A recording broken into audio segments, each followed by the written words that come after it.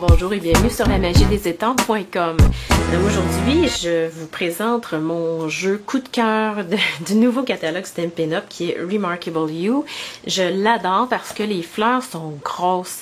Dans le fond, ça peut vous donner une idée.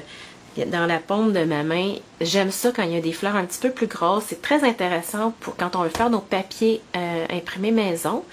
Et dans le fond, ça peut aussi servir d'accent comme la carte d'aujourd'hui. Ça fait un bel accent. La fleur n'est pas trop petite, elle est juste parfaite. Donc, pour les projets en mix média, aussi imitation, ça peut être vraiment d'un bon secours.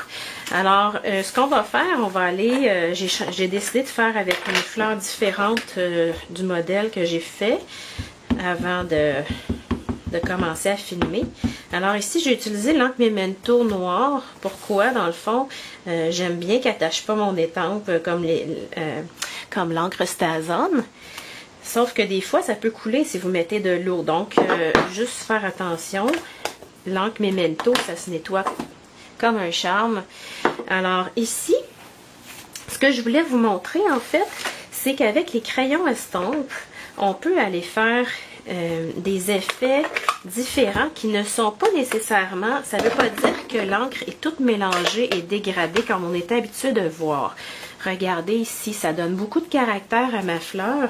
Donc, je prends un crayon estompe.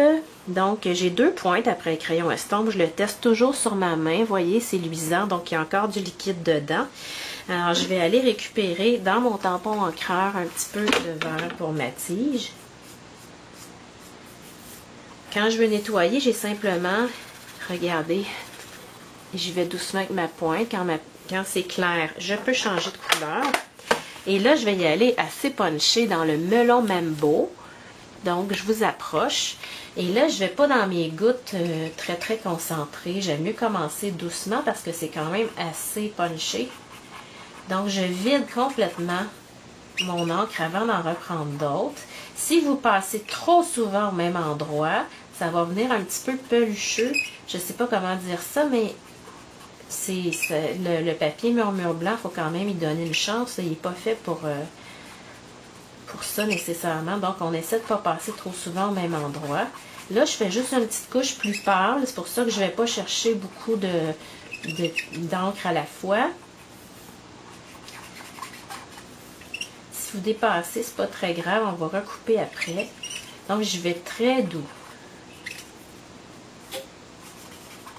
Voyez-vous, donc là, je vais y aller un petit peu plus fort. Je repasse en donnant des coups et en levant pour pas que ça frotte trop sur mon carton. Pour ne pas l'abîmer et avoir trop de petites peluches, là. Et on y va comme ça jusqu'à temps que ce soit à notre goût. Ça griche un peu, hein, je suis désolée.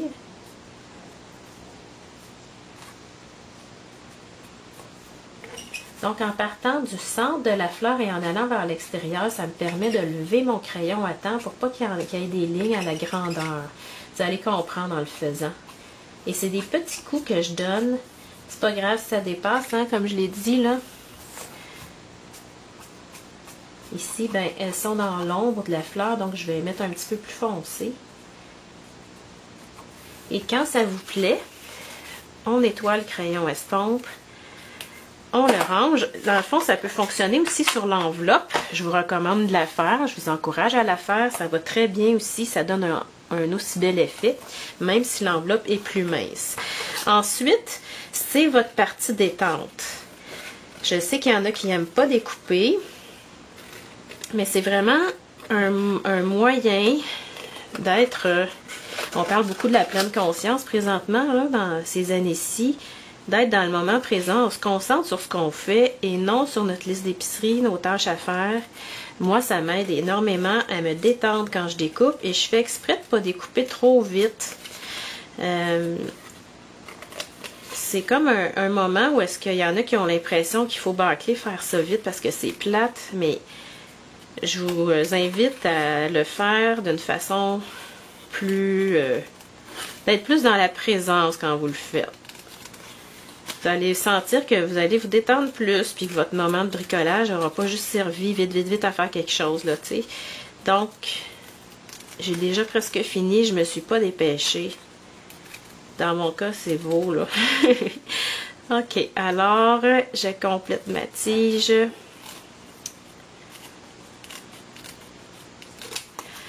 Les cisailles à papier de Stampin' Up sont idéales pour ça parce que les petits bouts pointus, ça nous permet d'aller dans les petits recoins.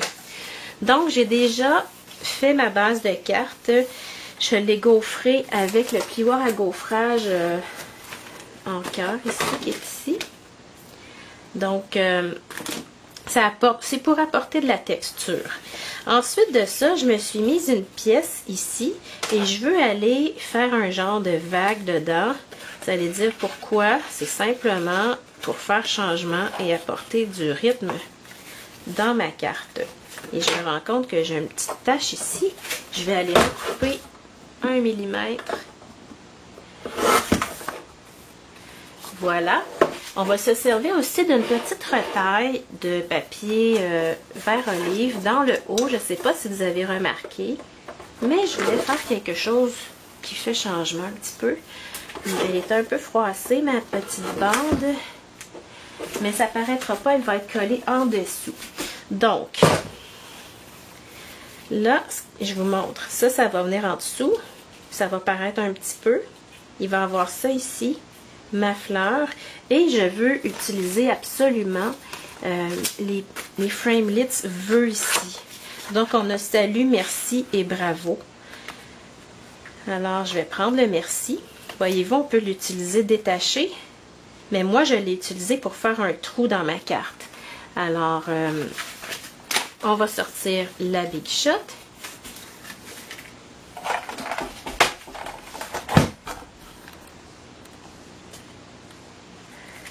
Voyez, mes tapis de coupe sont vraiment, vraiment vieux, mais ça fonctionne encore, donc je les conserve.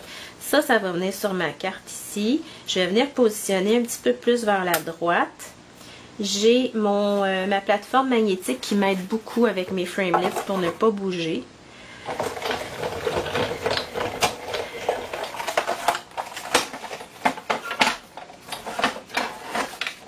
Alors, j'obtiens ceci. Vous pourriez utiliser aussi du papier ciré entre les deux, mais comme j'ai remarqué, moi, que ça avait bien décollé la première fois, j'en ai pas utilisé. Et regardez ça ici. On peut l'utiliser sur un fond plus foncé. En blanc, ça va être de toute beauté. Alors, ce framelit-là va être le hit de l'heure. Je vous assure de ça. Moi, je tourne ma vidéo. On est seulement au mois de juin. Et le catalogue vient tout juste de sortir. Au moment où vous allez voir cette vidéo-là, je suis certaine qu'il va être dans les top vendeurs. Parce qu'il est vraiment, vraiment génial.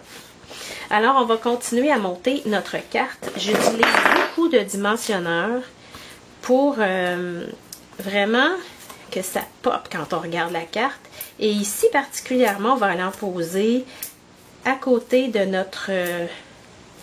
notre vœu ici qui est perforé pour aider notre papier qu'on va mettre en dessous à ressortir encore plus. Et là, je vous montre tout de suite ce que j'ai décidé de faire.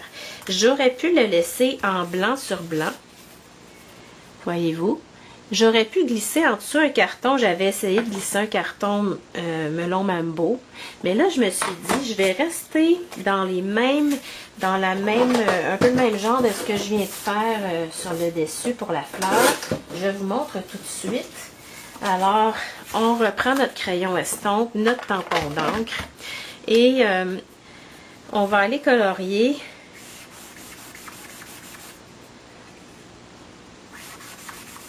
en dégradant vers le haut.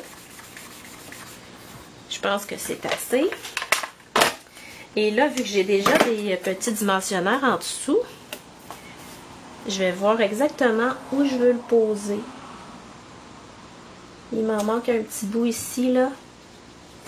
Je pense que j'ai plus d'encre, mais c'est pas vraiment grave. Donc, on voit des nuances en dessous au lieu de voir une couleur plaquée. Voyez-vous, ça fait beaucoup plus original à mon avis. Alors là, je viens coller dans le haut en me gardant un espace pour mon carton vert.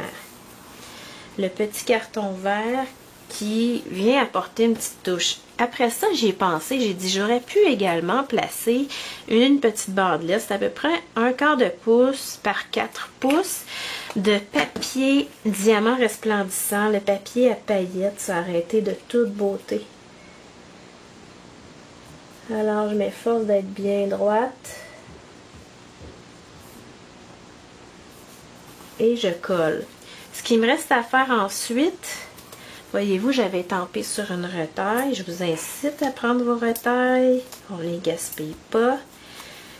Je viens placer. Et là, il y a ma petite tige qui va peut-être frisoter un petit peu si je ne viens pas lui placer un petit peu de dimensionneur que je vais amincir ici avec mes ciseaux. Donc, il me reste que ça à coller.